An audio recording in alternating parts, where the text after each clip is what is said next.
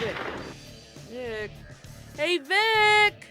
Where are you? Hurry up! Vic! Come on, Vic, get down here. It's time to watch the new episode. I have arrived. Dude, I don't know what took us so long to finally just get down and watch this, but here we are. Let's just watch this already. I thought you'd never ask. Action.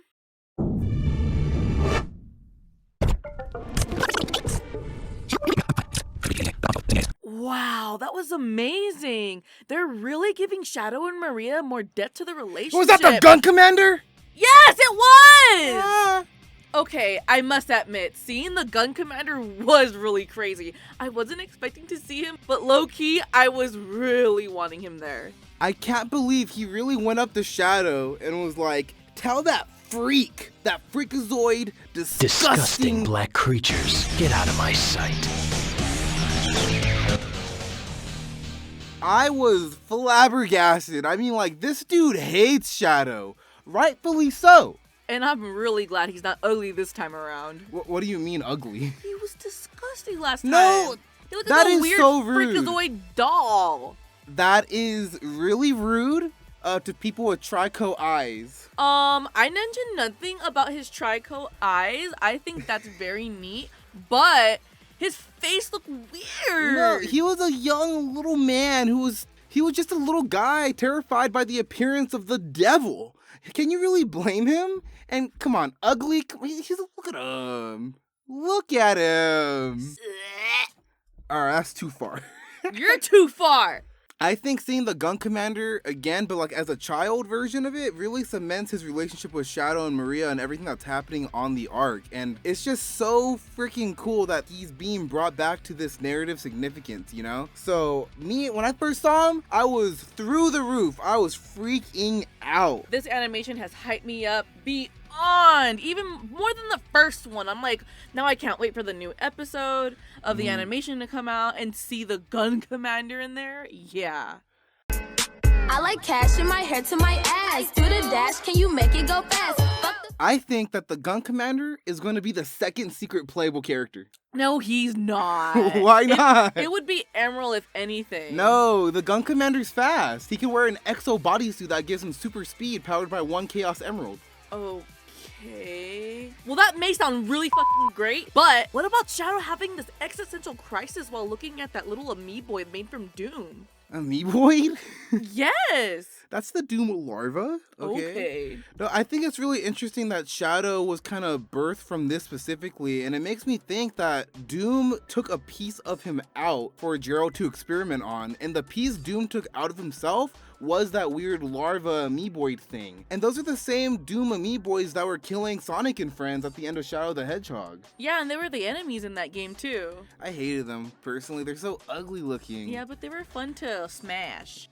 Honestly, this makes me think that what if these amoeboids are actually just the starting point for all Doom creatures? Like everything kind of starts off as this weird larva thing, and they can just, branch off into whichever version or form a Doom creature is needed to take. And in this case, it was altered by Gerald to kind of make Shadow. I don't know. Because it's already known that they took the DNA strand or whatever and put it with like a hedgehog strand and they mixed it in a little tube, and that's how Shadow became Shadow. He didn't start off as a little amoeboid larvae, whatever you want to call it. That's not what he started off as, man. I don't know. I think He's a it's tube possible. baby. He's a test tube baby. Okay, he could be a test tube baby, and but he grew. He could be a test tube baby, but I think having him start as a larval state in some form, it's still kind of creepy to think about. It makes me kind of feel really bad for Shadow in this moment, because when he's looking at this creature, the only thing he sees is himself. And it's like, no, Shadow, that doesn't define you. It's like Maria said, it's your actions that will define you. Yeah, and it isn't that he just looks at it the way that you said. He sees it as a monster. Therefore, he is a monster. And as usual, Maria is right there with Shadow, reassuring him that he will find answers. I really enjoy how the series has been really taking its time, showcasing Maria and Shadow's relationship, and showcasing how much of a great pillar of support that she has been for Shadow. She lifts him up when he's down, and it makes everything more tragic because that's exactly what Shadow wants to do for her. But in his eyes, he never got the chance, even though he would never know how much he meant to Maria. Maybe he will by the end of this. It's like Shadow is conflict and Maria is his peace. Damn, Sin. That's like super deep. I know. You know, reflecting back to the first episode when it comes to these memories Shadow's having, it almost felt like Maria was reaching out and speaking to Shadow himself in that moment. And now we're back here seeing this scene of Maria reassuring Shadow, seeing this Doom larva, reminding Shadow that the Earth hates him, represented by the gun commander. It makes me think, are these memories naturally returning to Shadow? Or is this somehow the work of Doom or the Time Eater? Is Shadow somehow mentally linked to Maria at this point? Because we know she is coming back for the game. Is this her way of communicating with Shadow in spite of Doom's plan? Or is it Doom trying to get Shadow's attention because he knows one of the greatest ways to get Shadow's attention is with Maria? I think it's a bit of both, because while Doom is setting this up, Maria is still reaching out to Shadow telekinetically, you know? She's reaching out to him. And then this leads Shadow to the egg pyramid base.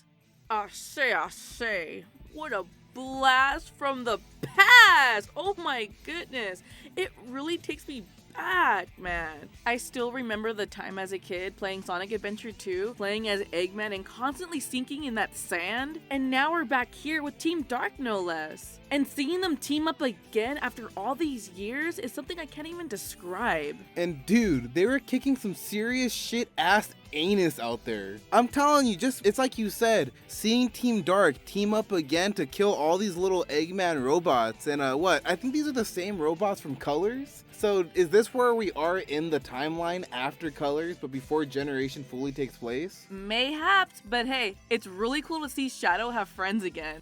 Yeah, huh? And I'm not sure if this is 100% accurate, but from what I've heard, Sega has had some pretty strict mandates when it comes to Shadow even having friends. And it kind of explains a lot, because Shadow has been kind of separated from the series for a long time. So seeing him again with Team Dark kicking ass, mwah, chef's kiss.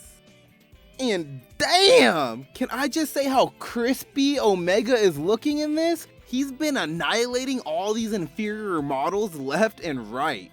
And on top of that, Omega has been so fucking hilarious. Dude, I have actually been dying. Just him saying, I have dibs on that robot. That's all he said. That's all he said. Yeah, and then he went through and destroyed it. They were kicking shit ass. So much shit ass, and it wasn't just Omega and Shadow. Rouge also got her kicks in. Oh, it was so good to see Rouge back. And she also sounds a lot like how I expect Rouge to sound. I mean, in Dream Team, what was that? Oh, someone could dream up anything, and you'd be able to make it happen in the real world? What does that even mean? What does that even mean? Yeah, it was a little weird, but she definitely has a sensual and strong voice. I absolutely loved it this time around. Now about this spacecraft. I can take you to a ship, but in return you're going to have to promise to come to Sonic's birthday party. I'll take that as a yes. Now then, interested in raiding a gun base? Gun base? Gun base? Gun base? Gun base?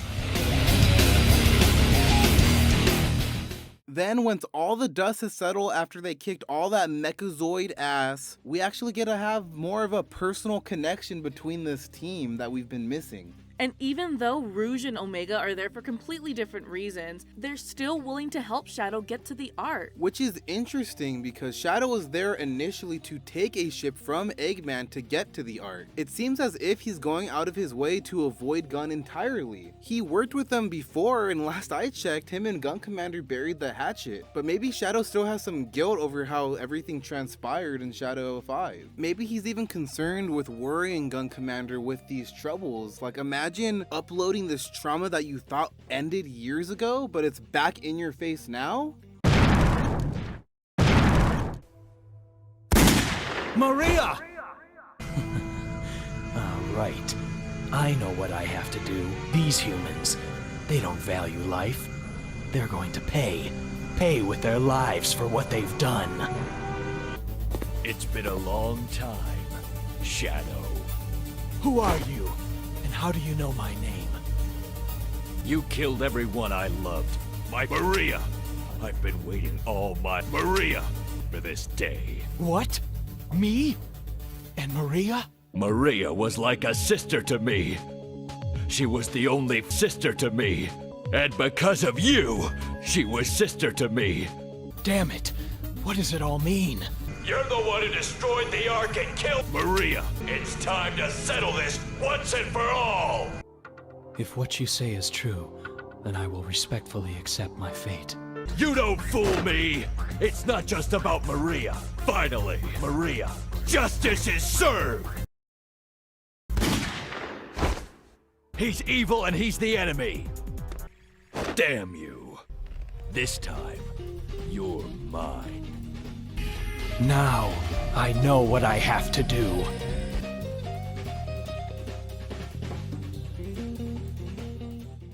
But that's basically the episode. So, any other final thoughts, Sin?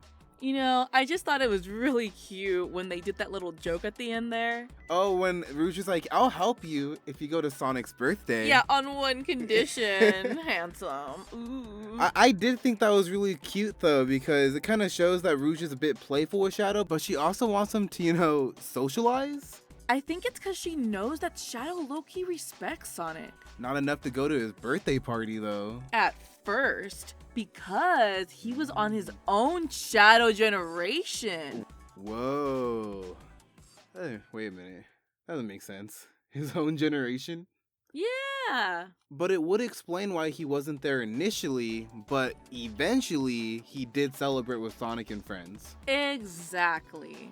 Therefore fulfilling his promise to Rouge. And I think that's really nice. Overall, this was a pretty wholesome episode. Although it was a really short one, the shortest yet, I still thought the action was amazing and the emotional beats at the beginning were impactful. And I can't wait to talk about the next episode with you guys. That's all for now, and don't forget to like, comment, and subscribe. wee! Bye, guys. Bye-bye.